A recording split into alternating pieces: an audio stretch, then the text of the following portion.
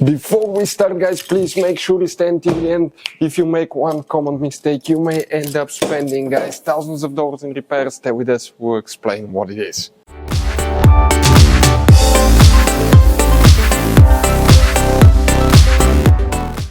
Hey guys, welcome back to Auto Repair. A super quick helpful video for any of you having a problem where Bluetooth does not connect on your Mercedes C Class generation W204. Stay with us, guys. Please do not waste your money on diagnostics parts tools until you watch that video. It could be quite simple fix. We'll explain what we usually check here in the garage. And by the way, if you need to buy any parts, replacement parts tools, we'll share the information in the description of the video below where you can get them from, and you can see where we get most of our tools and supplies from as well. So let's start on it now. Before we start, let us tell you a little bit about us, guys. Every single car we get here at the garage, we try to make at least 200 to 300 free repair videos. We make mechanical repair videos, engines, transmissions, bodywork, electrical, engine, transmission codes, fuses. Why we guys do all that? Because our mission here at the garage is, guys, to save you as much money as we can. All we need in return, please subscribe to the channel, like the video. That way we can keep making these free videos. And guys, check out our YouTube channels. We have more than 17,000 free repair videos that can save you thousands of dollars in future repairs. So let's start on it now.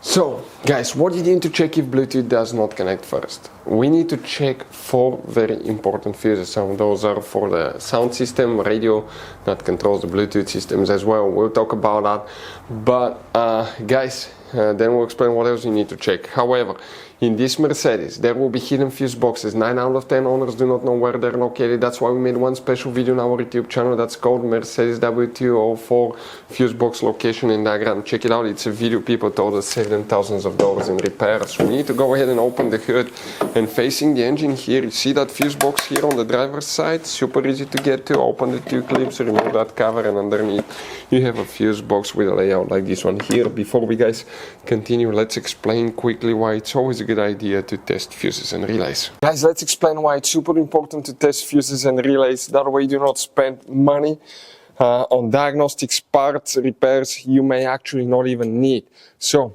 guys, you have different kinds of fuses and relays. We're talking about the maxi fuses, standard fuses right here. You have, watch how many different kinds of relays as well. Now, these fuses, sometimes you can clearly see if a fuse is burnt or not by looking at the element. But sometimes it's really sneaky. They can burn here on the side. It's hard to see. Some fuses will not be visible as well.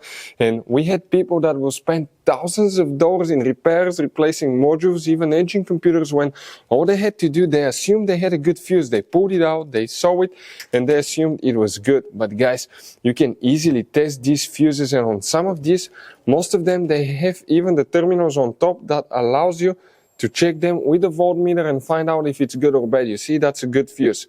If it's blown, okay, like this one here, it's blown, nothing. Check this thing out, no connection.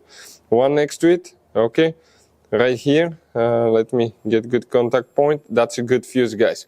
You can see you can test them. Now, relays are harder to test, but with the voltmeter, fuses are super easy to test. All we have to do is set it on that setting and practically your ohm resistance setting, and you can find, guys, okay, if it works or not.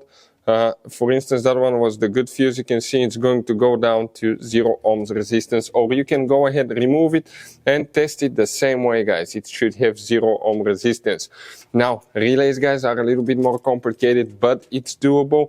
It will take you a minute or 2 to find out how to do that. Now, we'll put, guys, links to a video that will explain how to test relays, how to test fuses, which battery terminal you need to reconnect and disconnect first if you're doing repairs, because that can cause modules to burn as well, and that can cost you thousands of dollars in repair. Check out the videos, they will be in the description of the video below. So let's start on it now.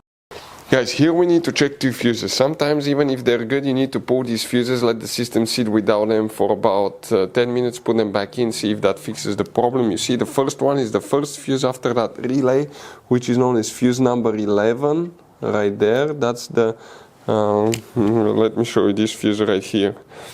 The number will be next to it. And the second one is fuse 26. It's the first fuse after that relay, that 20 amp yellow fuse. Check that one there as well. Very important fuse. Then we might need to check up to 2 more. And where they're located, let's go ahead and open the trunk here. What we need to check. We have that cover on the side here, guys. You see, you just open it. You have another fuse box here, and we're talking about that fuse right here, 67, and you may have fuse number 69. If you have it, check it there as well. If Bluetooth still does not work, guys, what you might need to do, okay, after you unplug these fuses, still doesn't work, this is, guys, the infotainment system out of a different car, but the concept is very similar. You might need to check the connections in the back, because you have Bluetooth connections as well. Make sure it's not loose. Sometimes you may need to physically unplug it, plug it back in, see if that fixes the problem. Another thing, it could be bad Bluetooth module. Let me show you what it looks like. That's the module right here. Okay, we'll have a video on the channel how to replace it if you need help with that. It's a little bitty module like this one that's corresponding, okay, and responsible for the Bluetooth communication on your Mercedes C Class, but those are some of the most common things we see here at the garage. In this Mercedes W204, you're going to have all kinds of different fuses and relays that sometimes are hard to find, and if you're in the middle of nowhere, you may have a hard time finding one, guys. Replacement one, you may be stuck. It happened to us. So what we usually do, we buy some spare ones and we put in the glove box for a peace of mind. We'll share a link where you can get them at a really good price, quick shipping. That way you do not waste money and time. That link will be in the description of the video below. Check it out for your convenience. Hopefully, guys, the video will be helpful. Thank you for watching and see you next time.